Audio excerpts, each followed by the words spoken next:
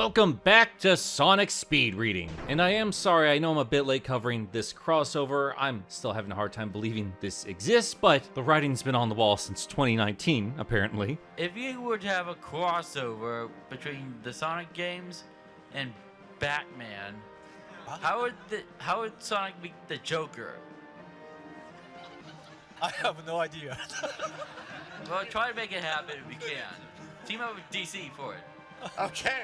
Hey, DC, we're right here. Come say hi. We'll talk to you for sure. We did it! The son of a bitch did it!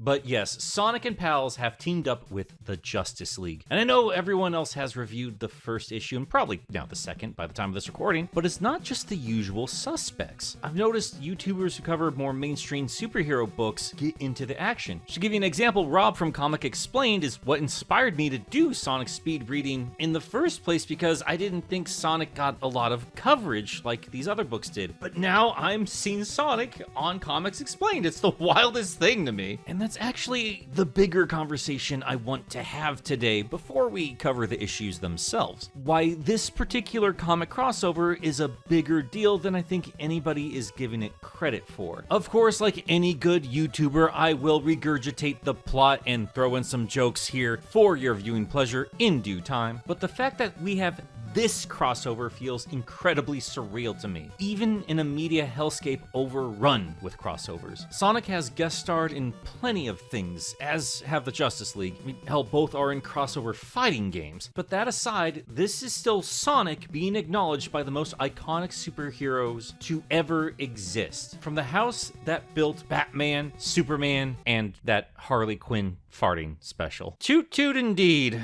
DC fans. Yeah, in 2025, DC doesn't exactly have the pristine reputation it once had. And WB seems to be on fire on almost every front, but these heroes still carry quite a lot of respect. And heck, they're turning it around here and there. That new Superman movie looks pretty good. And the Absolute line is awesome. I'm saying this because on the DC end of things, I don't know if this is more of a desperation move or just another run-of-the-mill crossover in their eyes, trying to draw in an audience they otherwise wouldn't have. That's the only explanation I have for that Ruby crossover. But regardless of the corporate reasoning or whatever state the industry might be in right now, the Sonic camp has not treated this crossover with any sort of cynicism. They brought out the big guns to make sure this book is done right. Ian Flynn is on script, Adam Bryce Thomas is on pencils, and Matt Herms is on colors. If you're a DC fan and unfamiliar with those names, you will know them by the end of this book. This comic is published by DC, but it's put together by the creative team of the Sonic comic book. And I think that's because the Justice League is a more universally popular brand versus the popular but clearly more niche Sonic brand. And that's a very smart move to make. No shade towards the DC writers or artists, but it's likely that this will be more of an introduction to the world of Sonic to the wider comic world than the other way around. And Sega made sure to put their best shiny red shoe covered foot forward for it. And I'm thankful, as I've said many times, I think the legacy of Sonic the Hedgehog in comic book form has long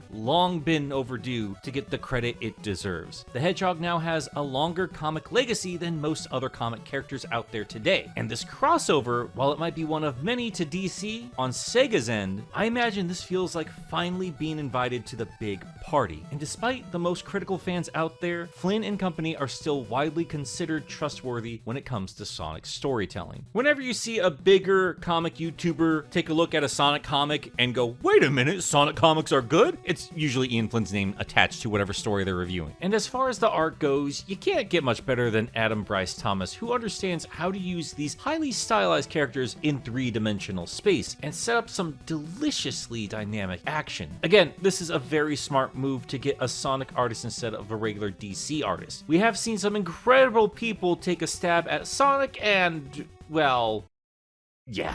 We got some DC artists handling variant covers, and they're not half bad. But even then, there's usually something off. We have Sonic well rendered here, but he doesn't match the rest of the art style on this cover. And on this one, it's still good, but suddenly the boy has a Pac-Man mouth. I've heard it time and again from Sonic fan artists. They can draw Sonic proportions just fine, but normal people, nah. Also, just really need to emphasize, I'm not saying any of this art is bad, and there is some variant art from DC artists that goes goes insanely hard here. I just think it's really cool that the Sonic creative team gets to shine. Adam is real good and mostly does a great job finding a nice middle ground between these two completely different art styles, but I would say that the weakest part of this crossover is the actual Justice League themselves, at least the characters that aren't wearing masks. Again, they're mostly fine, but I swear to God, Superman's proportions on his face look different every time he's on the page, and he could probably use a little less mascara. But my overall point is this: Sonic has a long history in comic books that deserves recognition from the larger world of comics, and let's be real, from Sega themselves. Bring back the Freedom Fighters, you cowards. But that aside, as strange as it seems to have the Justice League adopt a whole new set of super pets, I feel that this particular crossover is long overdue, partially because it was asked for back in 2019, crossover, but more specifically because of certain characters we've always wanted to see race each other. And it's just been a really long time since the Sonic comics have crossed over with any other property. I mean, yeah, Archie had the Spawn crossover and that was fine at all, but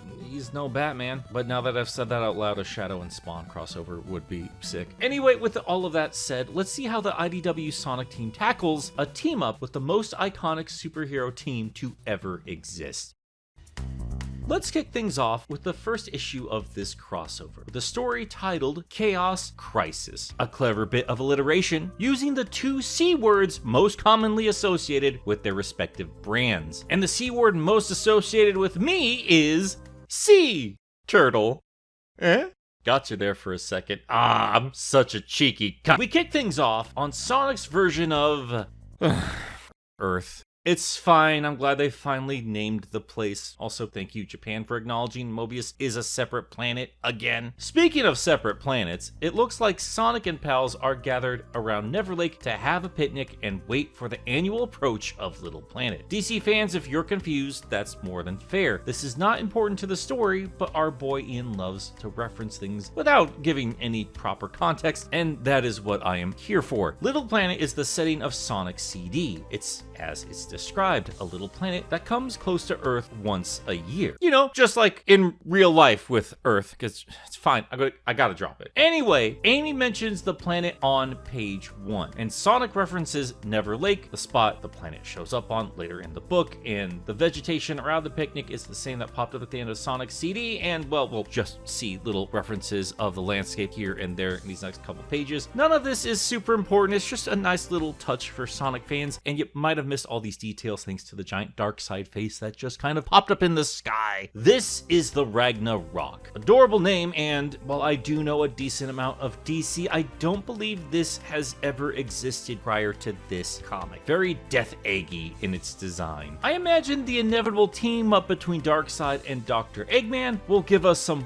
wacky fusions here. Anyway, Parademons pop out and immediately start wrecking havoc. These are Darkseid foot soldiers for those unfamiliar. Pretty standard stuff, but they do have a gnarly origin. Parademons didn't start out as demons. They're actually people from the many worlds conquered by Darkseid, turned into these horrible, terrible things. Makes me wonder if that means we'll get some Parademon Mobians at some point. I mean, that could be kind of cool if Eggman uses his metal virus and fuses it with Parademon nonsense. I don't know. That sounds like it could go wild. And hey, it's Ian Flynn, and he's getting to play in 2 toy boxes. You never know. So, of course, a fight breaks out. Love to see that Amy has some real strength behind her Pico hammer, knocking teeth loose from a Parademon. Damn. Sonic and Tails scurry about, but they're very quickly outnumbered. So Sonic decides to take a tactical retreat. Considering how these guys seem to pop out of nowhere, it's likely that they're doing this all around the world. So they're off to check on their friends. Also, again, just love that attention to detail. I know these are just rocks, but they come right out of the opening of Sonic CD. Again, Neverlake. Just love that. It's just great. And we waste no time going into our next iconic location, Angel Island, as the Ragnarok makes its approach. We see Knuckles doing his best to fend off Parademons, all while Darkseid and his loyal lackey, Darkseid, overlook the battle and give us some integral Emerald lore. As most Sonic fans know, the Master Emerald has the ability to neutralize the power of the 7 Chaos Emeralds, and this is what I love about Darkseid. Eggman has seen the Master Emerald as a source of power to be used, but Darkseid sees it as a potential problem, so he just destroys it. This should be a shocking moment, but let's be real, most of the time we see this big gem, it's normally falling apart, nothing new here. Knuckles, thankfully, is not destroyed in the process, as he's saved at the last moment as a blue streak speeds by. Wonder who that could be. Or super who that could be? Well, no time to ponder, because we zip right back to Sonic, dropping off Tails and Amy as he goes off to help out the invasion of Sunset City. And that's where one of the few other characters in fiction who can actually keep up with Sonic finally matches the Hedgehog's pace. For the first time in official media, the Flash meets Sonic the Hedgehog, and then mistakes Sonic for Crackle. No, that's not a cereal mascot. Quick history lesson here. When you have a comic legacy that runs as long as the Flash, pun fully intended, the folks over at DC were obviously going to take notice of another speedy character taking up all the attention in the early 90s. So a parody version of Sonic was born. This is Crackle, but they didn't just use this creature as an excuse to dunk on Sonic. He has a whole background and a 3-part storyline he co-stars in, where we learn that he was once the imaginary friend of Wally West. Or at least that's what Wally thought Crackle was, just this imaginary voice that came out of his radio when he was a kid. But after a couple of giant galactic gamblers pop by Earth, the Flash quickly discovers that Crackle was indeed real and a part of a race of creatures that lived in radio waves. And the two characters have to race each other for the sake of their respective home worlds. Won't spoil the whole story here. If you want to read it for yourself, it is pretty fun, but it is a cool little footnote and just goes to show just how extensive Sonic's impact was on pop culture back when he first showed up. And I'm now only realizing that Crackle doesn't just look like Sonic, but more specifically like the scrapped movie version of Sonic. Unless, of course, you're looking at his insane design on the second issue he shows up in. What on earth is going on here? And that's not as insane as this dramatic death scene on the 3rd cover with buck teeth and all. But I guess I kind of spoiled the story after all. Sorry, it's still fun to read. I'm gonna recreate this cover with movie Sonic and Sonic Man. Anyway, this was a deep cut reference, but I think it was a necessary one. First off, I know a lot of Sonic fans love to roll their eyes when Ian Flynn references something, but if you're not reading a crossover for references, I don't know what you're doing here. And that aside, if you're familiar with both of these brands, I'm sure this was a very appreciated shout out. And if you've been in the game as long as Ian has, even if you weren't initially aware of Crackle, you would at least assume a reference to Sonic existed somewhere in a long-running series like The Flash. Sonic was too big in the 90s not to be acknowledged by the original Speed Boy franchise. And also, by the way, this is the second time official Sonic media has made reference to a Sonic parody character. First one was Lego Sonic quoting his own knockoff from The Simpsons, and now we have a Crackle reference in 2025. This is wild. This does also make me wonder if this is actually the Wally West version of The Flash. I mean, he has had the most interaction with Crackle, but who's to say this is within that continuity, and even main DC continuity has been rebooted so many times, who can really even keep track? Either way, it's a great reference and also subtly lets new readers know that the Justice League have come across creatures that look cartoony or otherworldly plenty of times. That's why you won't see any of them shocked when they come across something that looks like, well, like Sonic. And Sonic's crew, in turn, have now had it firmly established they come across human beings, so seeing the Justice League isn't that weird to them, even if these are humans with superpowers. But then again, we do have Sonic Man, so who knows, maybe superpowered people aren't that surprising after all. Even if this is the very first human Sonic has ever seen keep pace with him, Sonic himself doesn't exactly have much of an origin story. That might seem like a weird detail, but that is interpreted into the character himself. He's not super concerned with what lies in the past. He's too focused on going forward, on what's in front of him. And in turn, he's not going to be super concerned about where the Flash came from. All he cares about is that this dude can go fast, and in turn, can probably offer him something of a race. Anyway, Flash apologizes for that crackle mix-up and tells Sonic to hang back. And our blue boy, of course, responds with a smirk, saying that's adorable, and tells the Flash that he can help if he can keep up. Flash, not to be upstaged by a cartoon hedgehog, says that he is speed personified, and Sonic, without missing a beat, says that he is speed perfected. As we see for the first time ever, Sonic racing the Flash. And oh my god, the banter is perfect, the art is stunning, and we have the Flash on a shuttle loop. It's fantastic. I have read a lot of comic crossovers as of late, Godzilla, TMNT, Power Rangers, you name it. I'm a 90s baby, I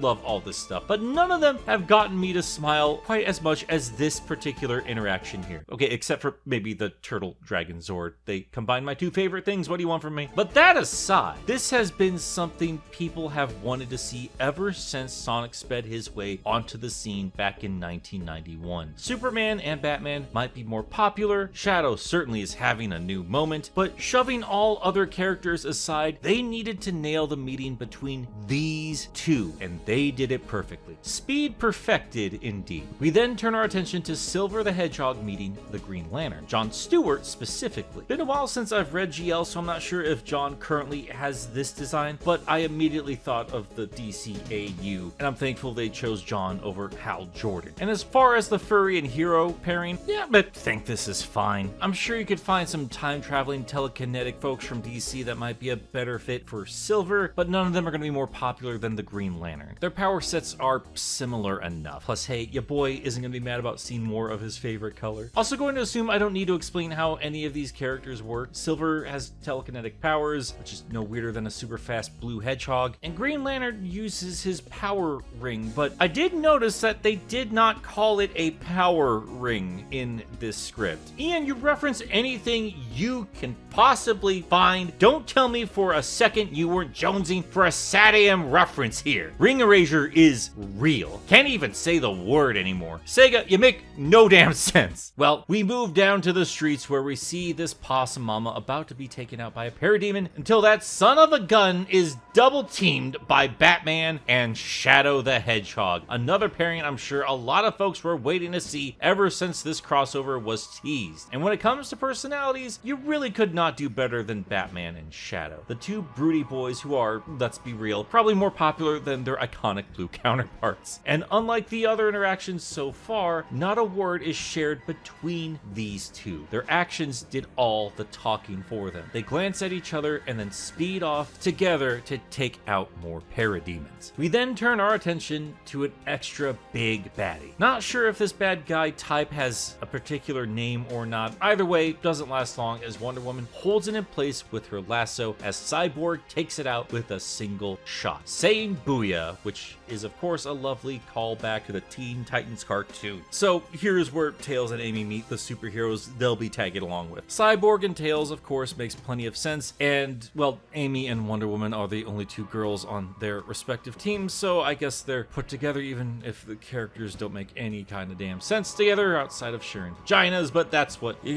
just kind of do, I guess. Anyway, Calabac arrives on the scene, and for Sonic fans unfamiliar, Calabac is one of Darkseid's kids and in turn is a new god with all the benefits that come with that. Super strong and all that noise. Darkseid's generals aren't really there to do much besides be mini boss fights for superheroes, so it's kind of rad to see Knuckles punch this ugly gorilla man right in the face. Calabac says he didn't feel it, but that's when Superman just lands on the guy, arms crossed and looking like a badass, but also politely apologizing to Knuckles for stealing his KO. At this point, there's a pause in the invasion, giving this giant cast a chance to catch up and exchange greetings. Obviously, Superman met Knuckles when he saved the Echidna from being blasted along with the Master Emerald, and we have gone over the other interactions. You know the deal. Team Sonic meet the Justice League meet Team Sonic. They're not finding excuses to fight each other, everyone's just pretty polite and working together. All of it is fairly straightforward. forward. Darkseid is here for the Chaos Emeralds. 7 gems with unlimited energy, and if we don't get a Superman by the end of this crossover, I will be extremely disappointed in everyone involved with this book, because having Superman go Super Saiyan before ever officially meeting Goku sounds hilarious. And you know we're at least getting a Superman and Supersonic team up, and you know, now that I say that out loud, it is incredibly weird knowing that will happen before either Superman or Sonic meet Goku in any official capacity. It just doesn't make any damn sense. Anyway, the Justice League again explains that multiversal travel is not exactly new to them, so again, anthropomorphic animals ain't exactly a big deal, especially if you're familiar with any kind of DC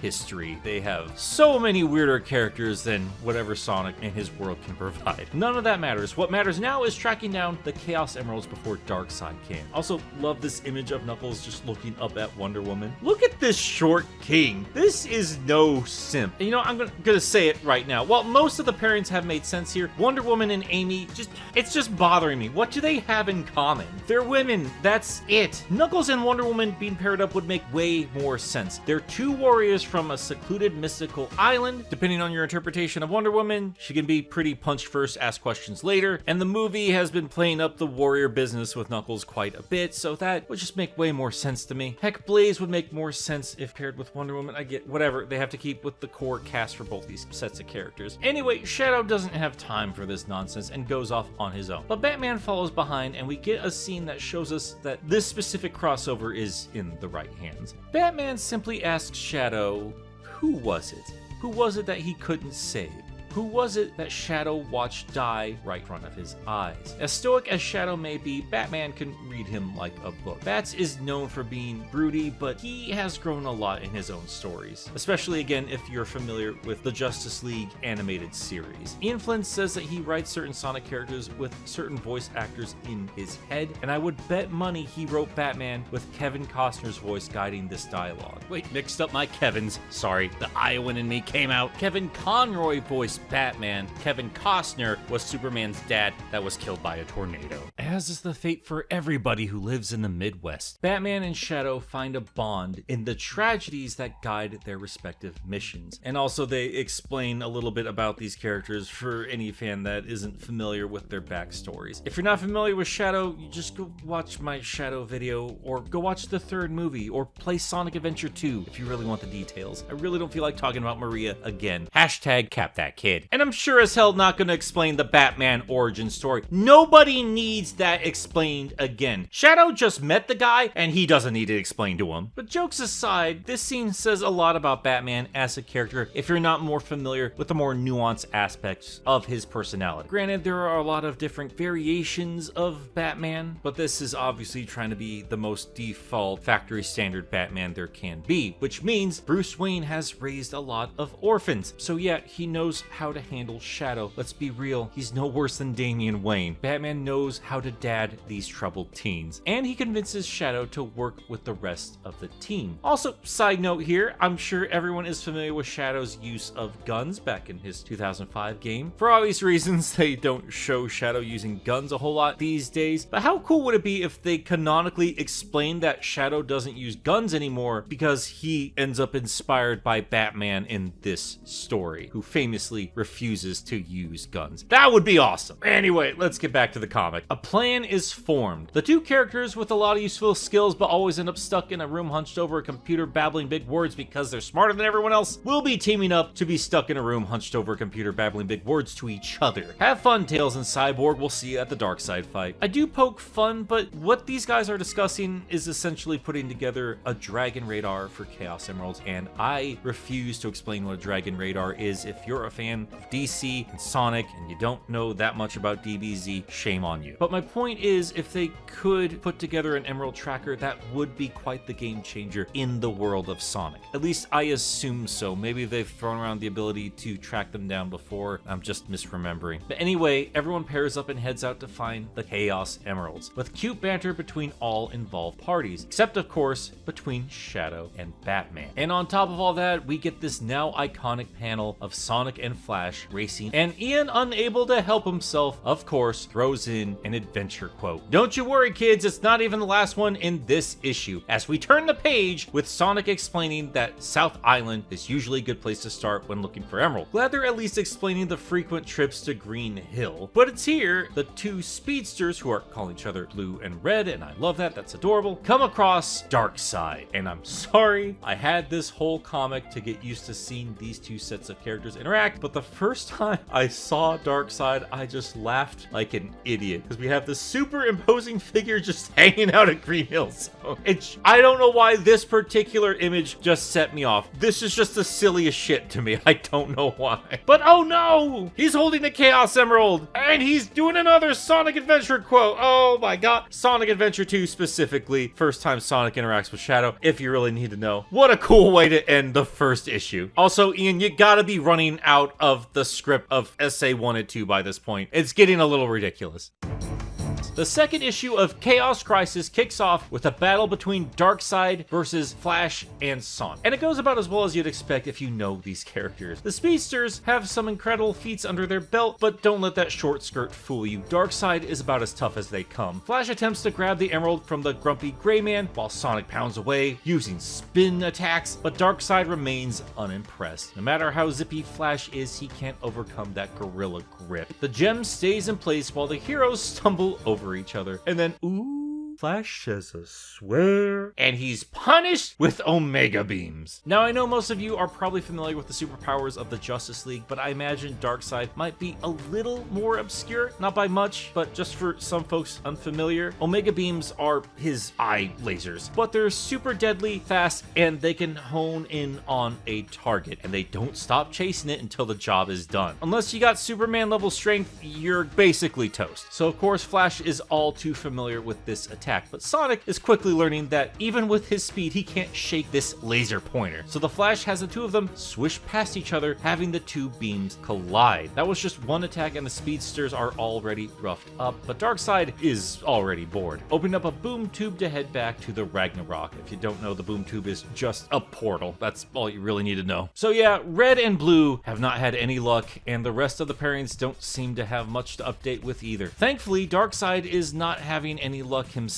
He managed to track down one emerald, but as Dasad says, they can't quite figure out where the others are. Emerald energy is chaotic, as the name of the gem would suggest, but it's almost like the emeralds don't want to be found. And as much lore as we've gotten about the emeralds recently, I am thankful there's still a bit of mystery about how they function. We've never had it flat out explained whether or not the emeralds are sentient or not, and I hope they never do explain that. I love to have a little bit of mystery left with these things. But Darkseid is not as charmed by this as I am, so he sends out his generals with the intention of tearing this planet apart until they find those magic jewels. But just as more baddies are sent out, Tails has locked in on emerald coordinates and have sent the heroes out to grab them. We get a little cameo from Big, and I believe that's Red Mountain in the background with Superman and Knuckles, and we get some more sass between Sonic and Flash, with Sonic saying it's adorable that Flash can still measure his speed, which would have been fine, but he did call Flash adorable in the first issue, so not as funny the second time around. Scrab a thesaurus, Sonic. You gotta find different ways to be condescending. Spice it up a little bit. We then have a page of the Justice League coordinating with each other. Batman and Wonder Woman are being strategic, and Super, thanks for asking man, who just looks like a JoJo character on this page, is of course being more optimistic, saying they'll get the job done and they will have faith in their new friends. This little interaction shows us how well these guys work as a team. There's not a lot of banter or silly sass or anything like that. These are professional heroes. But also, this is letting us know that they are coming up with a contingency plan if things don't play out the way they want to. We get some quick cameos from Darkseid's generals, and I'll be real, I do not care about a single one of them, but it is wild seeing some Jack Kirby designs drawn by Adam Bryce Thomas. That is kind of rad. And then, of course, there's Steppenwolf, the only one of these guys any of you might recognize because of the movies. And he gets taken out like a punk thanks to Shadow using Chaos Control with the newly acquired Red Emerald. While Shadow is showing off, this technique will prove to be important for the plot. And before they can celebrate grabbing another gem, the ground beneath them begins to rumble and sparks begin to pop up all over the planet. And we turn our attention to the source of the problem, which is, of course, Darkseid, who is now in front of Genova. This is the dimensional engine utilizing the power of only one Chaos Emerald. Long and short of it, this is bad news. Darkseid can mess up this whole world with just a single gem. He assumes he can become a multiversal problem with all 7 of them. And of course, with all the rumbling, the Emerald Hunt is cut short. The heroes need to find a way to get to Darkseid's base without being blasted out of the sky. But they might have the means to do just that with the arrival of the Egg Carrier and its captain, Dr. Ivo Eggman Robotnik, who looks completely insane compared to the other human beings in this comic. Since Eggman has just as much to lose as everyone else if Darkseid takes out the planet, he agrees to shuttle everyone up to what he describes as a grotesque pace. Very cheeky coming from the guy who made the Death Egg. So they head on up and, oh god, the second Egg Carrier has hit the Ragnarok. This also reminded me of A Trip to the Moon, for any of those who wanted a less offensive reference.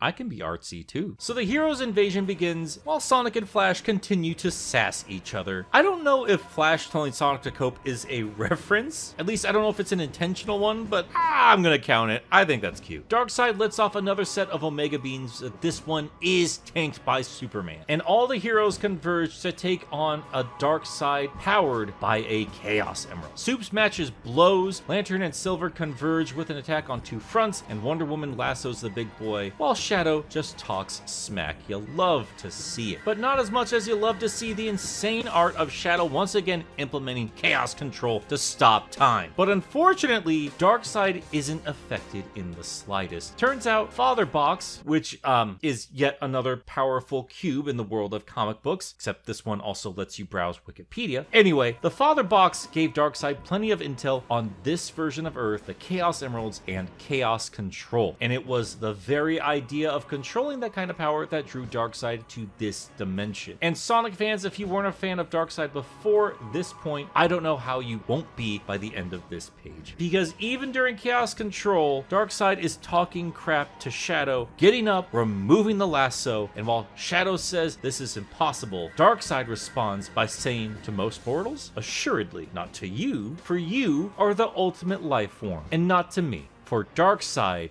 is. We just had a catchphrase showdown and poor Shadow was served. Darkseid grabs the lasso and sends everybody flying. So things are getting pretty desperate. Sonic goes to attempt to take the emerald from Darkseid while Flash, flexing another speed ability, revs up his molecules so he can pass his hand through the dimensional engine with the hopes of disrupting it. But Darkseid takes notice, sending off a blast of Omega Beams while Soups, Amy, and Knuckles attempt to tackle the big guy. Thankfully, the beams are deflected by Silver and Lantern, but Flash isn't getting much done. As Cyborg explains, Darkseid was sloppy with his dimension hopping, and this engine, fueled by chaos energy, isn't following any kind of standard rules. So nothing is going cleanly here. And Darkseid loses his patience, letting off a blast of energy, forcing Cyborg to grab Flash and retreat, and with all of this craziness happening, the engine screams. Again, I don't think they've had this in DC before. This is a wild design.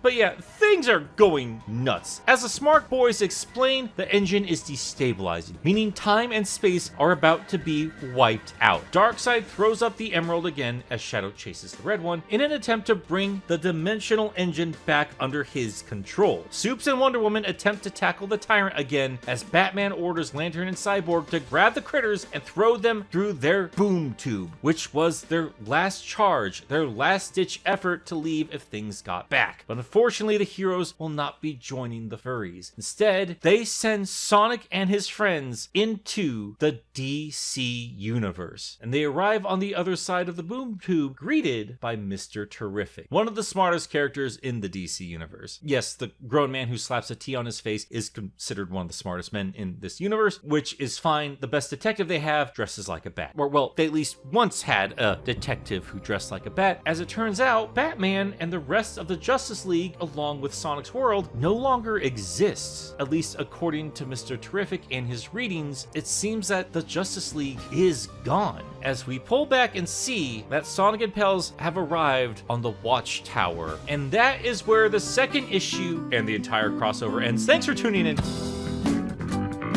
Obviously, there are 4 more issues to go, so I'm sure the Justice League will be back and things will go even crazier from here. And I'm thoroughly excited to see what excuses they come up with to make all these furries cosplay as humans. What would you call that? A fleshy? I don't know. Part 3 picks right back up on the Watchtower with Knuckles yelling at Mr. Terrific to send them back to their dimension. But as we found out at the end of issue 2, it looks like the Justice League and Sonic's world are gone. Sonic tries to chill Knuckles out. Silver tries to look at the good side of all of this, the silver lining, if you will. But Tails isn't quite sure things are quite as cut and dry as everything is just gone. Considering the nature of the dimensional engine and the energy by the Chaos Emeralds, he's not quite sure yet, but he feels there is more to be discovered. He says he needs time, and Sonic says, well, the Justice League bought them plenty of that. But Mr. Terrific chimes in saying, well, that might not be the case. Once the villains of their world realizes that their greatest heroes have gone missing, there's going to be trouble. He does, of course, mention that there are other members of the Justice League he can call in, but it is still going to be rough without the likes of Superman, Batman, Wonder Woman, and the like. So, of course, Sonic says, well, since the Justice League gave their lives defending their world, Sonic and Pals can do the same for the Justice Leagues. And of course, since Shadow is aboard a space station, he has to look over the earth below and think about Maria. That's just what he does. And Sonic asks Mr. Terrific if their earth can handle the 6 of them running around. And like I said in that last video, the DC version of Earth has all kinds of colorful characters, so they're not even going to bat an eye at Sonic and Pals. While all this is happening, Silver is looking at a glowing green thing in his hand, which turns out to be Jon Stewart's ring. As it turns out, he handed the ring off to Silver right before they entered the portal. And again, they're not even mentioning that it's a ring. It's fine. But Silver is the first to don one of the costumes of the Justice League. And in turn, Mr. Terrific says that if they're going to be joining the Justice League, they need to dress for the part. We then turn our attention to Sector 2006. I wonder if that is a reference to Silver's debut game. Be kind of cute if it is. I did look it up and it doesn't seem to have any kind of importance when it comes to Green Lantern lore. All I can see online is that it's the sector that Kyle Rayner is supposed to guard. That's all I really got because I have no idea why Sinestro would be here otherwise. But yeah, we get to see Silver fighting alongside the likes of Tomari, Chip, and Kilowog against Sinestro, who has quite the intimidating construct, looking like Slifer the Sky Dragon here. I think this is just a reference to Parallax or just any of the crazy monsters that Silver and Sonic and all them have fought in their universe. But as capable as Sinestro is, and he is an incredibly capable warrior, this looks like quite the boost in power for the guy. And he says just as much as he's holding onto his yellow lantern, having his construct shoot off a giant beam, knocking everyone senseless for a second. But the 4 lanterns get together, they say their silly little oath, and construct a gigantic Pico hammer, with Sinestro doing the William Dafoe meme and Silver busting out the most perfect one-liner. What's the matter, Sinestro? Scared? If you don't know, yellow energy is fueled by fear. It's just cute. But yeah, they take the giant hammer, bust the construct, and the little space squirrel digs around in the yellow lantern battery to discover a Chaos Emerald. That immediately changes the game a bit, because it was assumed that the emeralds were lost alongside the Justice League and the rest of Sonic's world. Silver's not sure what that means, but he's going to need to report that to his friends, and he'll have one of the other Earth Lanterns fill in for him, like Kyle, or Hal, or Guy, or Simon, or Jessica, or Joe, or a very cute jab at the fact that there seems to be a lot of lanterns that come from Earth. We then turn our attention to Washington, D.C., where we see Gorilla Grodd leading a bunch of gorillas, and I think one has a coconut gun, which is very cute, using the Red Chaos Emerald as a mind control device to take over Supergirl and Hawkgirl. But before he can take any plan into action, a familiar golden lasso wraps around his neck, grabbing him and taking him flying. And we reveal Amy Rose in Wonder Woman's outfit. Now, I do quickly have to address a few comments people made when I said that there wasn't a lot that Wonder Woman and Amy had in common. And a lot of folks pointed out something that I failed to remember. DC has pushed Wonder Woman as the avatar of love and compassion. She has had a lot of different variations, but that is a very prominent thing for the main version version of the character. And as most Sonic fans know, Amy is all about love and compassion and empathy. So yeah, that comparison between the two characters makes sense, I concede. But I do love that she has a Wonder Woman branded hammer. I'm not sure where she got a lasso though. I thought there was only one lasso of truth, but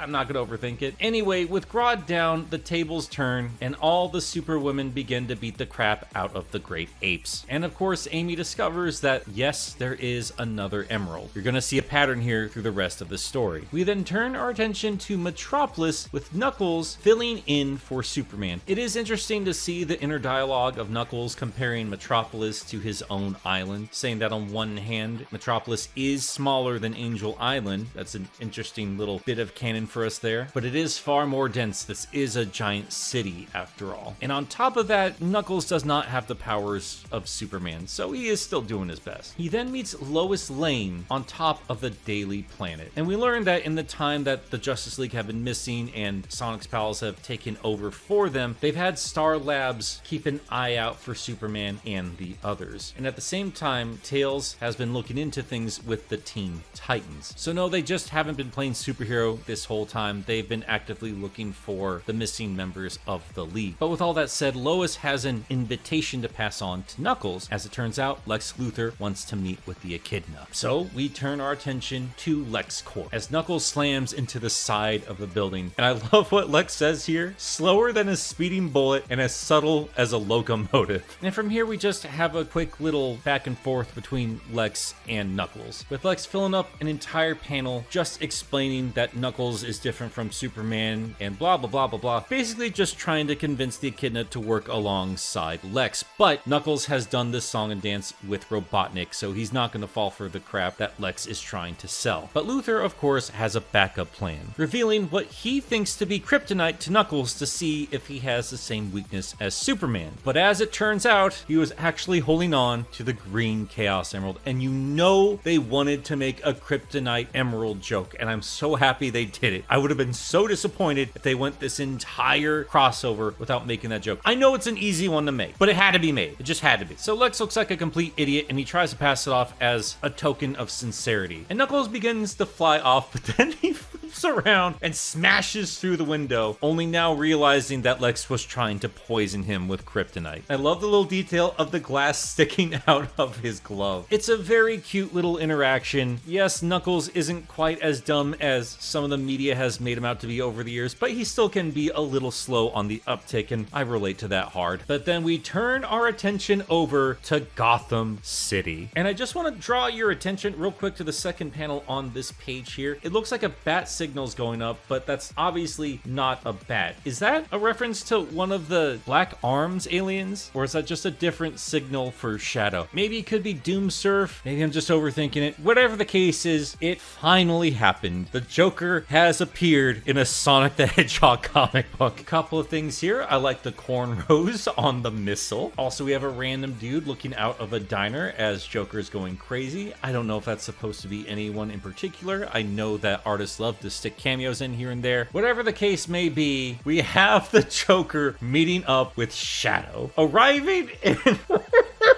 This looks like a Batmobile kiddie ride. I love this. I love Joker's reaction to this. And Shadow of the Bat, of course, is a wonderful reference to either the comic book series or the two-part episode from the Batman animated series. I know people give Ian Flynn a lot of grief for throwing in a bunch of references, but I think they're fun, and I'm tired of pretending that they're not. And this short interaction between the Joker and Shadow is simply adorable. With all the smack talk from Joker, not a single word from Shadow. Joker blows up the kitty car, and Shadow races out of the wreckage with his air shoes and spin dashes the Joker-mobile in half. The Joker babbles on, saying that Shadow's got the mood down when it comes to Batman, but there's a cadence to this sort of thing, and the Gothamites expect a show, and Shadow just kicks him in the face and knocks him out. And how bold of them, there's a little bit of blood. And I guess Joker was just holding on to the purple Chaos Emerald, because Shadow's just now holding it. And this entire interaction interaction happens without Shadow saying a single word. And last but not least, we move over to Central City, where we see Sonic racing against the Reverse Flash. And this is such a cool little interaction. Of course, we get a couple of quips in here and there, specifically about Reverse Flash's terrible name, but Reverse Flash does give Sonic a run for his money. As you may or may not know, Reverse Flash has an interesting relationship when it comes to the Flash. He's from the future and he sees the Flash as a real hero, one that he is tasked with building up. And you see that respect for the Scarlet Speedster in the dialogue that comes from the Reverse Flash. Of course, we also get yet another line from one of the Sonic Adventure games. But hey, like I said, I live for this stuff. I'm into it. What I find interesting in this little fight between the two of them is Sonic admits that Reverse Flash is pretty fast, even getting him to catch his breath, which is not something you see often when it comes to Sonic. But all that said, Reverse Flash isn't quite as fast as he believes to be, as he pulls his arm down to see that Sonic has replaced the blue Chaos Emerald, which he was holding, with a can. And then Sonic just does the coolest thing. While smirking, he says, "Sorry, did I move too fast? Let's try that again. Don't blink." And then just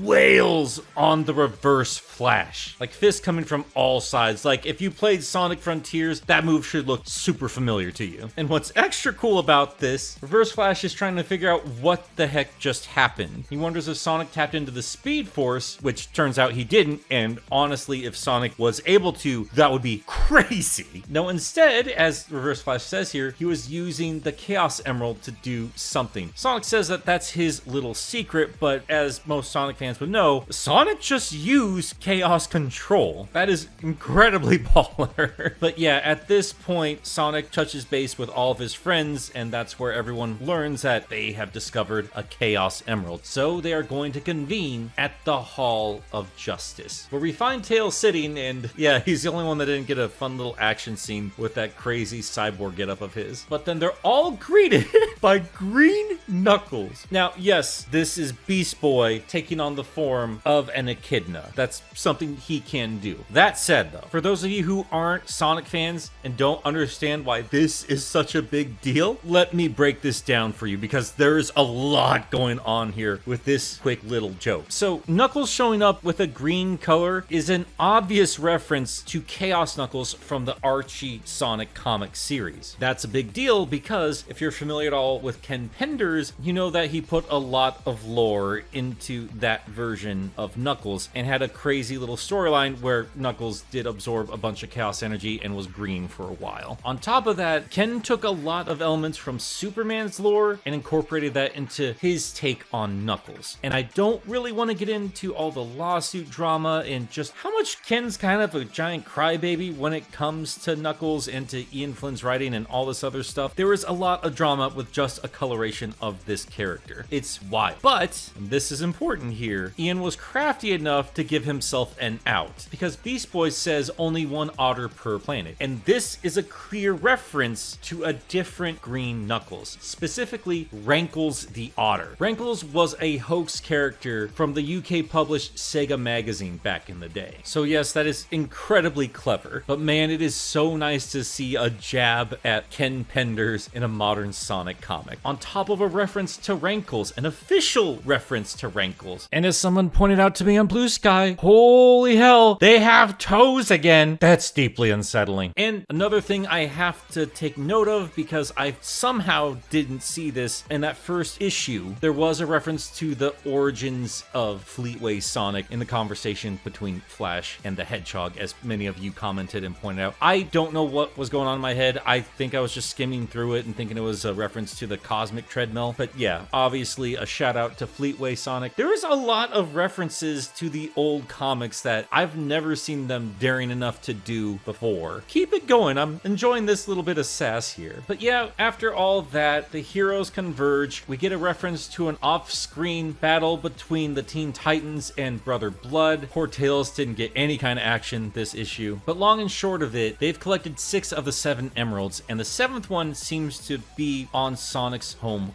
world. So no, the world was not wiped out, they just couldn't detect it. Tails theorizes that Darkseid's dimensional engine malfunctioned during the fight and hid their world in a pocket dimension of sorts. But since the emeralds resonate with each other, they have a ticket back to their home dimension. And there's a little banter back and forth. Shadow wonders if they should even bother, and Knuckles says that, well, they would do that for us, we're gonna do that for them. This plays out exactly like you'd expect, and just like that, even though we had a full issue of watching Sonic and Pals play the League of Super Pets. Like I joke, and I have not actually seen the movie, but I feel like the plot is not too dissimilar from that movie, now I'm thinking about it. Anyway, yes, we had our fun with all of Sonic's characters on DC's version of Earth, and now they've opened a portal to head back to their world to rescue the Justice League. And that is where issue 3 ends. Part 4 picks up from the perspective of the Justice League. We will be following them for a grand majority of this issue, like we did with Sonic's team in issue 3. Things pick up with Sonic and his crew being sent to the DC universe, and it shows how the Justice League managed to survive the encounter with Darkseid and the unstable dimensional engine. That's all thanks to Flash grabbing onto one of the Chaos Emeralds. He hands it off to Cyborg, who just punches it into his arm, using it as an energy source, shooting a beam into the wave of energy from the engine, while Green Lantern shields the rest of the League with his ring and gets them away from Ragnarok and onto Sonic's Earth. The League realize that all of the chaos is being contained within the Ragnarok, and that should keep Darkseid busy. That gives the League a little bit of time to catch their breath and figure out what to do next, and kind of catch themselves up to speed with the destabilization of space-time. All the stuff we already talked about with Tails and all that stuff. Basically, it's making sure that the League is on the same page as Sonic's team with all the goofy dimensional hopping nonsense. With everything in complete chaos, the only thing that is consistent is chaos. That being the Chaos Emeralds. Their energy patterns are consistent with each other. Cyborg has an inkling of a plan, but he won't be able to even test it until he has, as he says, the other 5 Chaos Emeralds. And this is the first time I realized I don't think the League and potentially Darkseid realize that there are 7 Chaos Emeralds. Or maybe that's just a typo or an error, or maybe I'm missing something, but obviously that stood out to me. Because I don't think they have more than 1 emerald on them right now. Unless they're talking about the emerald up in the Ragnarok, I think there is still one there. I'm rambling a bit, I could just go back and reread that, but I'm very tired. It's a very, very late night for me. Let's keep going. Just like Sonic and his crew over on the DC version of Earth, the Justice League are now going to go on a world tour trying to track down other emeralds. Our first stop is going to be Water Palace, and of course the most appropriate character we run into is Blaze the Cat, facing off against endless parademons as well as some villains that are associated with Darkseid that you've never heard of, Stompa and Mad Harriet. These are a couple of the female Furies, and I guess Harriet does make sense. She kind of has a feral vibe, and that's a fun thing to put up against a cat. Would have preferred if we had Catwoman or Cheetah or, you know, someone cat themed to go up against the cat lady, but we'll make do. Obviously, they are here to take the emerald from Blaze, but they're interrupted by the arrival of Wonder Woman. So it is kind of cool to see these two princesses team up and kick a lot of ass. They take down the threat and then greet each other as royalty. It's really cool, very polite, just good stuff. I'm really happy to see these two characters getting a chance to interact. After seeing Wonder Woman and her valor on display, she agrees to hand over the emerald and they jump back in to fight the parademons. But then we switch over to Batman riding his bat cycle along the iconic not Golden Gate Bridge from Sonic Adventure 2, where he's chasing down Metal Sonic. This is not a fight I ever asked for, but I'm so glad it's happening. Only lasts a couple pages, and realistically, Metal Sonic is faster and, you know, he's made of metal, so he could be a real problem to Batman. So the detective uses his big brain to distract Metal Sonic with a bunch of batarangs and attacking from above. All the while, his bat cycle rams into the unsuspecting robot robot, ending the fight with Batman obtaining the Gray Emerald. Again, it's super short, and yeah, obviously I'm a bigger fan of Metal Sonic than I am Batman, but I'm not super offended that one of the most iconic superheroes managed to get the win here. And hey, since he spent a little bit of time with Shadow, I think it's safe to assume that Batman has enough of an idea of how to handle Metal Sonic, even though he's never run into the robot before. I'm talking way too much about these 2 pages. They're just my 2 favorite pages from this book. Let's now move over to just a weird mix of characters here as Flash makes his way to the Lava Mountain Castle on Lost Hex. Yes, not Bowser's castle from Sonic Lost World, where he runs into, and yes, this is a real comic character, Vermin Wunderbar. Sure, we can't have Antoine around anymore because, you know, he's a French stereotype and that's problematic, but Wunderbar is perfectly sure, whatever. Darkseid is like the scariest villain in the DC universe, but his lackeys are the stupidest characters in all of DC, I swear to God. And we pair this stupid character with a bunch of other stupid characters that Sonic fans do not like, except for the one guy on Twitter, I know, whatever. Anyway, Vermin has with him the cacophonic conch. I swear to God this thing has been destroyed a couple times by now, right? Or maybe it's just knocked out of somebody's hands. How is that thing still around? And what animal lived in that shell? I get so frustrated every time I talk about the Deadly Six because they just have ideas that just happen. And that's fine because we also just have a weird German man who is part of Darkseid's crew. Anyway, with the conch in hand, the Deadly Six have no choice but to obey Wunderbar. So they set off to take down the Flash. But Vermin, being the idiot he is and being a very classic villain, brags that the conch keeps the Deadly Six in line. And now that Flash knows that, he just zips past all the Zeddy and just grabs the conch out of the idiot's hand. And then when Zavik says he's gonna kick Flash's ass, Flash just leaves. He stole the conch, he stole the emerald that Wunderbar had. No reason for him to stick around. And that is that. That conflict's over. The coolest part about it is watching Flash return to Sonic's Earth. So he blasts past a whole bunch of environments from Lost Hex and then zips on down to Never Lake. So might be looking too much into this, but it looks like that Lost Hex seems to have a similar flight path as Little Planet. And as a Sonic fan in general, this is a cool way to kind of give a nod to different generations of Sonic games all in one go, just by putting Lost Hex above Never Lake. It's just a really nice little touch. I appreciate it. I also appreciate how much fun Flash is having zipping around this world. And that makes perfect sense. The man is built for speed, so zipping around a world designed for a hedgehog that runs fast, it's just heaven to him. I really love these little details. I love that he's excitedly telling the rest of the Justice League that, yeah, he's got the emerald, but he heard that Empire City has an 8-lane highway loop-de-loop, and he has to experience that.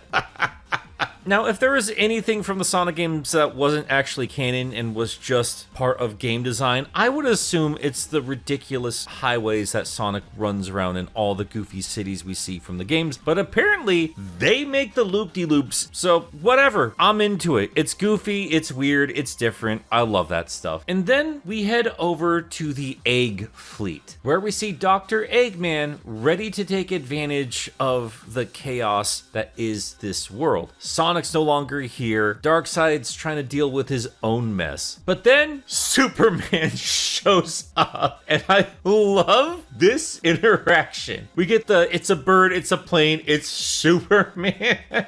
I love that he just says it word for word, and I love how useless all of his egg mechs and all of his fleet are just nothing but crumpled aluminum foil to the Man of Steel. I have not seen Superman flex how powerful he is in a while, and that's on me. I've not read a lot of Superman comics recently, but it's just nice to see him just be an unstoppable badass and be just the most polite young man at the same time. It's fantastic. And the sass back and forth between Eggman and Superman, oh, it's wonderful. You can tell Ian had so much fun writing this interaction specifically. He's irritated that Superman is just going straight to business, not engaging in any kind of banter. Superman, having dealt with Lex Luthor so many times, moralizes Eggman, and Eggy calls him out on that.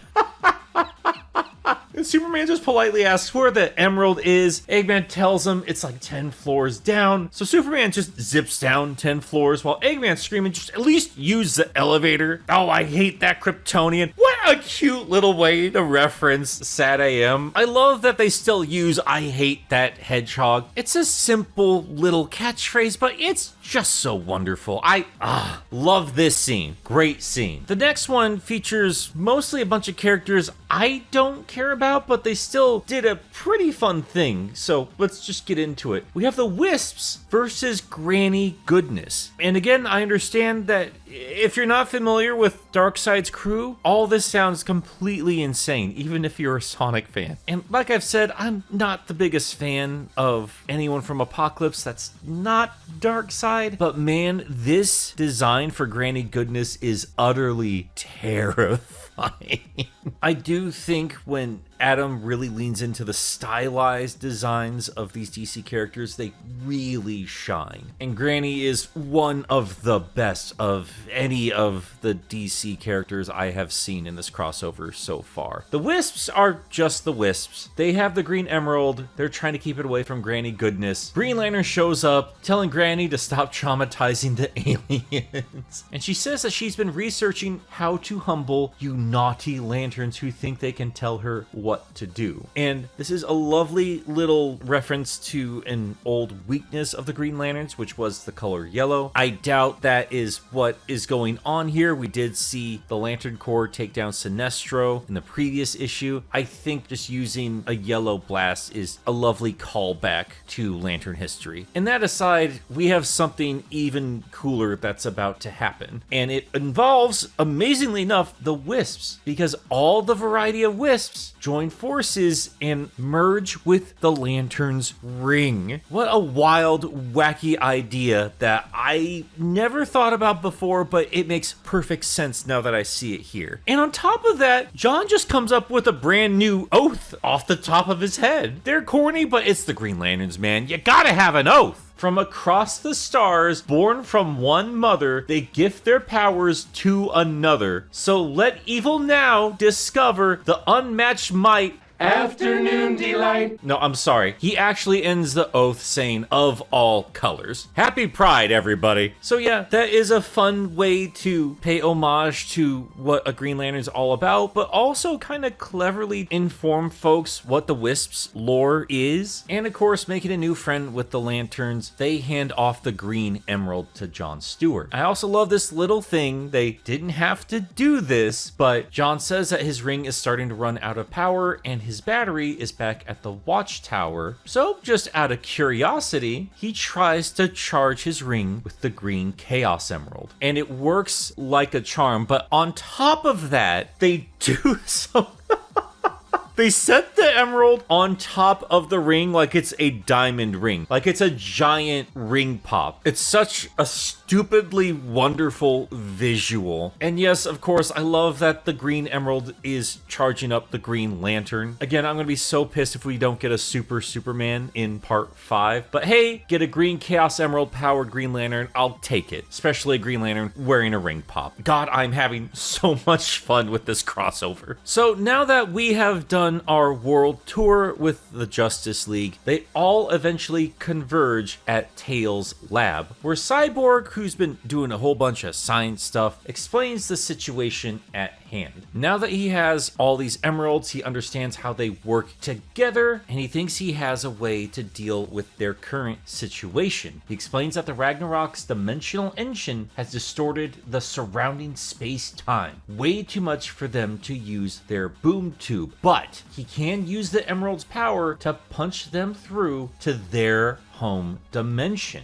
It explains because the Ragnarok's energy, this or that, whatever. You can read that for yourself if you really care about those details. But that explains why Sonic's crew was running into the emeralds in the DC universe. We did not have that explained to us in issue 3, but since this adventure has been happening, I guess technically before the events of issue 3, we now understand why. It's because the Justice League sent them over to Sonic and Pals, putting faith in the furries that they would use those emeralds to reconnect the two dimensions. And I also think that this is where they finally confirm that this is Barry Allen, because the Flash says Bruce explained this as one forensic chemist to another. Now, I could be wrong here, but I think the only time Wally West was a forensic scientist was in the DC animated universe. I think that job is more associated with Barry Allen. I could be wrong here, so if anyone wants to clarify things for me, please do in the comments. The way I've been reading a lot of these DC characters, I've been getting more DCAU vibes anyway, so maybe they're using them as the template for what's happening here. I love that one of these superheroes has an actual secret identity that's a secret to me. What a fun little mystery. Anyway, all they can really do is just throw those gemstones into their dimension and have faith in their friends to find their way back. It feels like a very shonen thing to keep repeating that one line, or maybe I've just been watching too much anime recently. I don't know. Anyway, they set up a machine, the heroes talk with each other, and I love this little interaction between the Flash and Batman. They're just talking about that big loop in Empire City. Like, Batman is trying to figure this out. Like, it's not an outer belt or a cloverleaf, and he's like, no, Bats, it's an honest-to-God vertical loop. And Batman says, I'll start my next patrol in Empire City. I love that even just still super serious, Batman just wants to take his toys out and just ride a big, stupid Sonic loop. Man, this is so much fun. Anyway, yeah, if you read the end of issue 3, you know that the Emerald business worked out just fine. So, they turn on the machine, the Chaos Emeralds get sent over to the DC universe, and bada bing, bada boom, Sonic and pals show back up to their home dimension,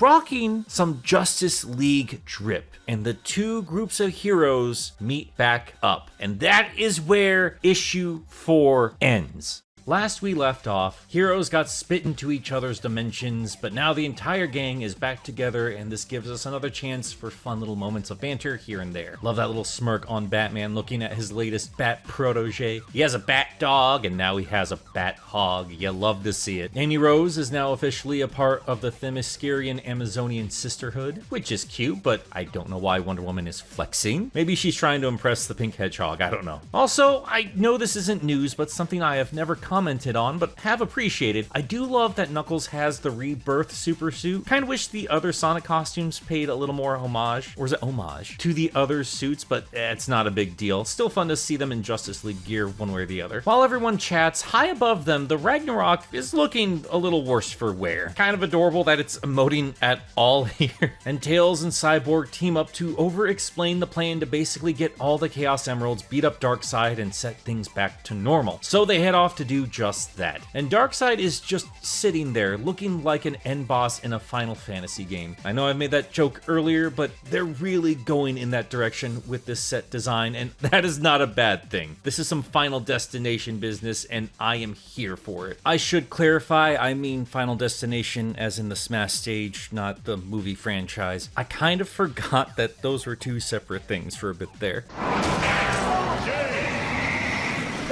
Anyway, yeah, Darkseid has been expecting them, mocking all the heroes, saying they could have just left him be, and he would have been trapped in this void for all eternity, not causing problems for nobody. But the heroes, predictably, couldn't leave well enough alone, and now he intends to take advantage of that fact. All while forming this giant golem of his likeness, saying he has spent countless ages learning to bend this hell to his will. So that also confirms time and space have been distorted inside the Ragnarok, which we expected, but probably not to the degree anybody realized. It's a good excuse to up Darkseid's abilities without really needing to explain anything in greater detail. He's a final boss, he can just do this stuff, it's fine. And Adam is having fun with all these designs. It's a real cool page. So the final battle kicks off, with the golem launching itself at the heroes as they begin to scatter around the void. Knuckles and Superman show off their power as they bust through the outreaching rocky hand. Wonder Woman and Amy go after after the other, and we get Batman and Shadow teaming up to throw whatever little gadgets they have at Darkseid himself. It's not much, just party favors when it comes to someone like Darkseid, but it's Batman we're talking about here, who understands that even a few mere seconds can make all the difference in a fight where you're teamed up with Sonic and Flash. Also, a subtle little lesson for Shadow himself, easily the most powerful character on the Sonic roster, who's been taking after the technically most physically limited character of the Justice League, which is kinda cool.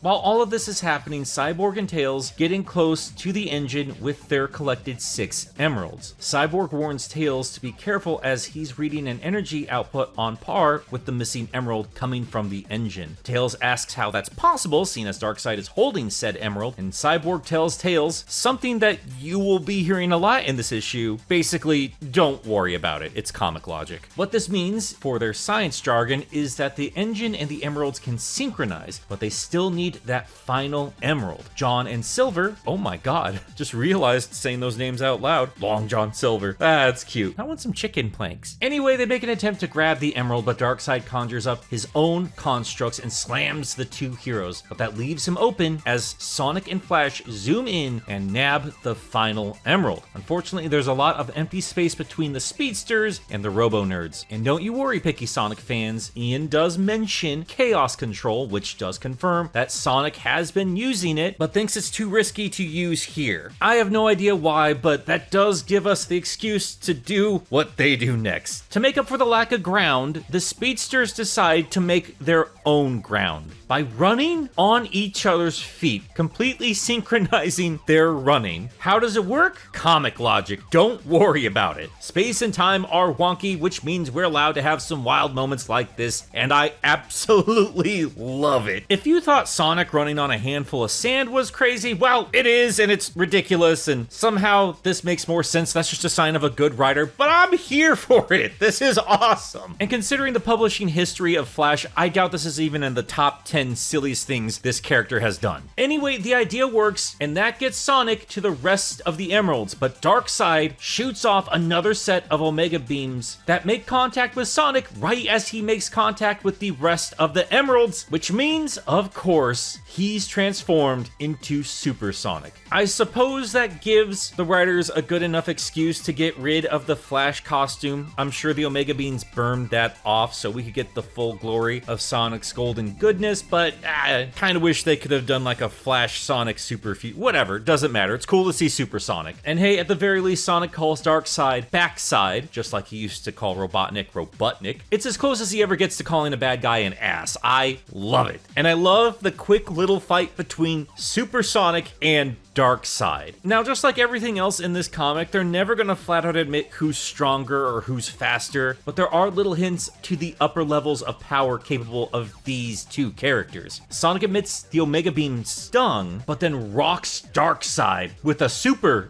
Sonic spin, which is rad, but Darkseid immediately recovers and grabs Super Sonic by the head, and then headbutts the hog, which is crazy. Obviously, if Omega Beams weren't gonna kill Super Sonic, a headbutt wasn't going to do him in either, but I love the facial expressions here, which tell you a deeper story than whatever trash talk is being thrown between these two. Darkseid clearly felt that attack, but being able to grab Super Sonic immediately after an attack is no small feat, and Sonic clearly was not expecting it. And he definitely felt that headbutt. Look how he winces in pain. You can even see a mark on his golden quills, which is not something you see often in this form. He's technically supposed to be invincible. Just goes to show how powerful of a villain Darkseid truly is. Super Sonic's presence isn't enough to end this battle, which is not the norm for the Hedgehog. And again, they're not flat out saying it, but I do think they are still inferring that Super Sonic is about at Superman's level, just with visual language. We see the two characters floating together every now and then. We see Superman take on Omega Beams a couple times here in this crossover. Again, they're never going to tell tell you who's stronger, no matter what the comments tell you or what they argue. There's no official answer. But regardless, it's still really cool to see these two together. But even having Superman and Supersonic fighting on the same side still isn't enough to take down Darkseid. And while all of this is happening, they still have the problem of setting everything back to normal, which is a problem without the emeralds. Sonic left that doohickey supercharged, but they still need a catalyst to set everything in motion. But that gives us a good excuse to finally make use of the Speed Force. Now, it's been a minute since I've caught up with Speed Force lore. I know they've been expanding on it in recent years, but I do remember back in the Marvel DC crossover from years ago, the Speed Force didn't exist in the Marvel universe, and therefore Flash could not utilize his speedy abilities. Now, Flash has been zipping all over the place here in Sonic's universe, which means he can tap into it from here. And this comic does go out of its way to mention that it's one of the 7 fundamental forces of the universe, which lines up quite nicely with 7 emeralds. And as far as this is concerned, the Speed Force is multiversal. Just saying, there might be some fun ideas worth playing around with if we had the time, but we don't. Anyway, yeah, Flash uses the Speed Force to help kickstart the thingamajig while the heroes buy some time by hitting Darkseid with hammers and bat explosives. I love that little Shadow logo. That means that Shadow had Alfred or Lucius Fox or somebody produce his own trademark gadgets, and he brought it back to his universe. That's adorable. And while I would have liked to see more of these two, we do get a quick team up between Superman and Supersonic as Superman shields Sonic from another blast of Omega Beams as the Hog goes in for another spin attack. The heroes are throwing everything at Darkseid, and all they really managed to show for it is a scratch over his left eye. DS is good and pissed and decides to just end it all as hands begin to form out of the darkness. As Wonder Woman explains, Darkseid is collapsing all of reality around them. I mean, he did say he had countless ages to master this space, so why not? It's Darkseid. We need to up the ante for the climax. But don't you worry, as I just mentioned, Flash uses the Speed Force to activate the thingamajig as Sonic lets off one more snarky comment as he and Superman look at the expanding orb of light. Both these characters looking unfazed, of course, because both are quite accustomed to universe resets. And that's exactly what happens. The two universes go back to normal, like even before everything went down.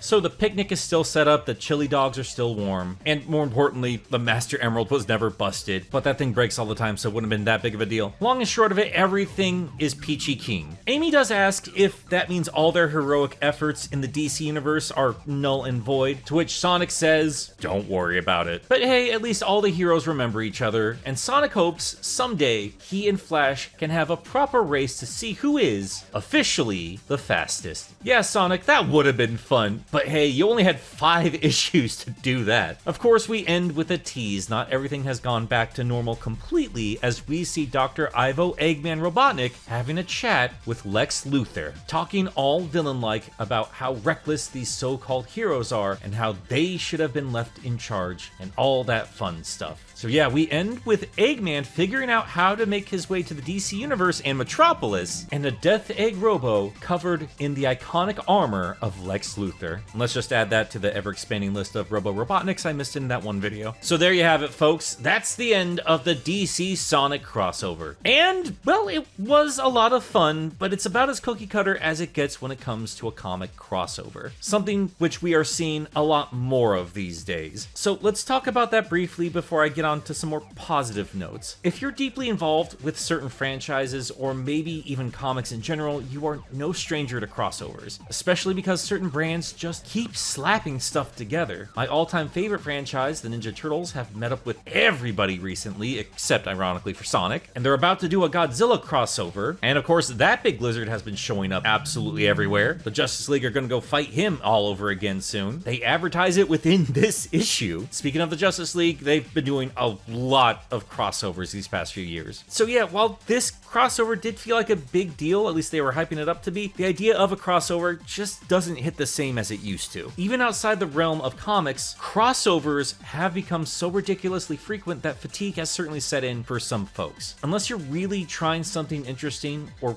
really taking advantage of having two brands together to create something really wild and going all in with the fan service, this can become quite stale. I mean, it's really cool to see a bunch of your favorite characters all together, but if that's all it is, well, you're just waiting around month for month for a very basic and bland story. What also doesn't help is a lot of these brands and characters are multiversal these days, especially DC Universe characters. That means you're not technically following the same characters you might be following in a different title. Whatever happens in the Sonic story is not going to affect anything happening in Superman's mainline comic, because that's technically two separate versions of Superman. And when it comes to crossovers, a lot of the time you're getting a generic version of that character with no lasting impact to their larger lore. Also, doesn't help that comics just kind of feel like a dumping ground for this kind of stuff. You don't have to animate anything or hire voice actors, so you get a lot more crossovers in panels than you ever do on a screen. And as far as this particular crossover is concerned, I will say the one perk of having homogenized so much of the Sonic brand does mean that hardcore Sonic fans can at least feel satisfied knowing that the same hedgehog you follow in the games and the IDW comic is probably the same hedgehog that raced the Flash. And really taking a step back and looking at this thing for what it is, that's all it really needed to be, and I for one am pretty okay with that. Even with the limitations or missed opportunities or not meeting your own particular expectations, I do think it's pretty clear that the comic team had a lot of passion when putting this together. I can see that in the writing and I can see that in the art, and overall it's a competent package. Yes, I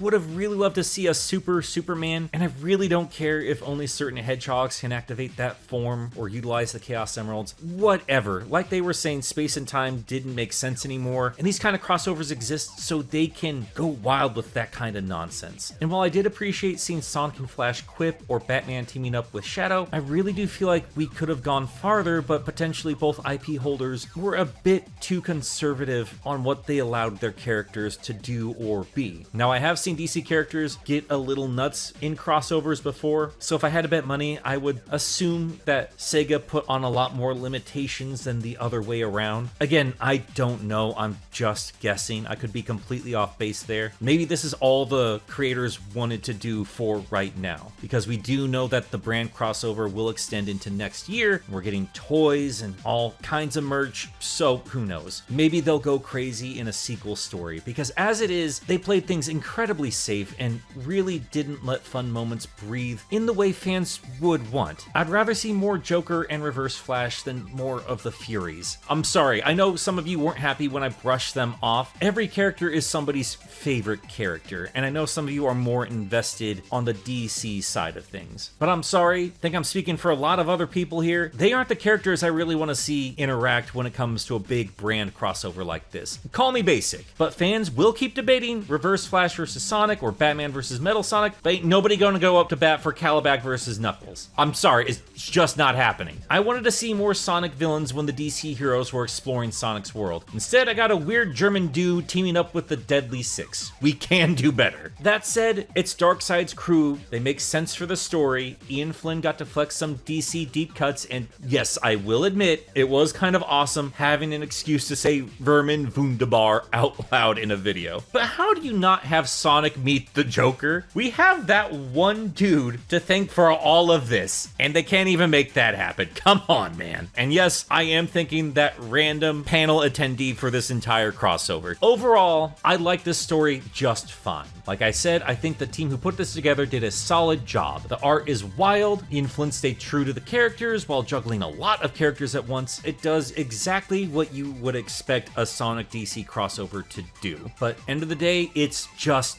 fine. It was a crossover of all time. I think DC and Sega were kind of hoping that initial appeal of having these characters meet would stretch through all 5 issues, but that hype was only going to last through the first issue. It gets less and less exciting month by month waiting for every new chapter of this story. Because even though this is fine, we still don't get certain crossover tropes that are overused, but are overused for a reason. Like, there's no clash between all the heroes, like some misunderstanding that causes a fight. I mean, I understand why Superman would have ended the entire fight immediately, but I would have liked to see Batman earn Shadow's respect by besting him in a fight, even though that technically shouldn't happen considering all Shadow's powers. I will say, how he earned Shadow's respect is still very commendable for what it is. Batman was the only superhero to not treat the rest of the cast like they were a bunch of little kid teddy bears, but that interaction stands out because that's about as deep as it ever gets for anybody. The superheroes are treated as larger-than-life icons icons because yes, they technically are that, but my point is this is all very surface level, which again is fine because they're going to try to sell toys to kids, but I also don't understand why this was rated for teenagers or above. I mean, they said a couple of swear words that are still pretty tame, so I'm not really sure why they went for that age range at all. All that said, it was still really cool. We officially have these characters meet up, and honestly, it did work in a lot of ways I wasn't expecting it to. And by the end of it, while I am a little unsatisfied, that just means it leaves me wanting more, which I guess isn't the worst thing in the world. If I hated it, I would want nothing to do with any of these issues. I would throw it away and let that be that. But while it's lacking, it does leave me wishing for a sequel story. And again, considering that this crossover is going to be extending into 2026, I'm hoping that's exactly what happens. Because yeah, there's just way too many characters all at once and didn't give anything enough time to breathe, and at the same time didn't do anything wild like letting Superman have a super transformation just for the sake of it. Honestly, the biggest moments are between Sonic and Flash, and technically that's where it should have been, but if that's the case, I really wish they would have just left this be a crossover between the Sonic franchise and the Flash franchise. Shadow and Batman are cool, don't get me wrong, but I'm not really super concerned about Amy Rose meeting Wonder Woman or Silver meeting the Green Lantern. That's all fine. I would build up to that and really explore Flash and Sonic. We don't even technically have it confirmed that Barry Allen is the one under the mask. I believe it's Barry. Would have preferred Wally playing off of Sonic, or really explore what Sonic might mean to Barry, because I imagine that Sonic reminds him of Wally a whole lot. Like, there's just a lot you can explore in that realm. How does Sonic interact with the Speed Force? How does the Flash interact with the Chaos Emeralds? There's a lot to play with in just those two characters. And again, would have loved to have seen more Batman and Shadow and all that stuff. They're a great pairing, but also how cool would it have been to have Reverse Flash team up with Metal Sonic, or race Shadow, or have Shadow race Death? But there's a lot you can do. There's a whole lot you can do. Instead, we got the bare minimum, which is fine, but I know these creators, and I know they're just itching to go crazy with all this stuff, and I'd love to see what they could cook up. So I hope they do.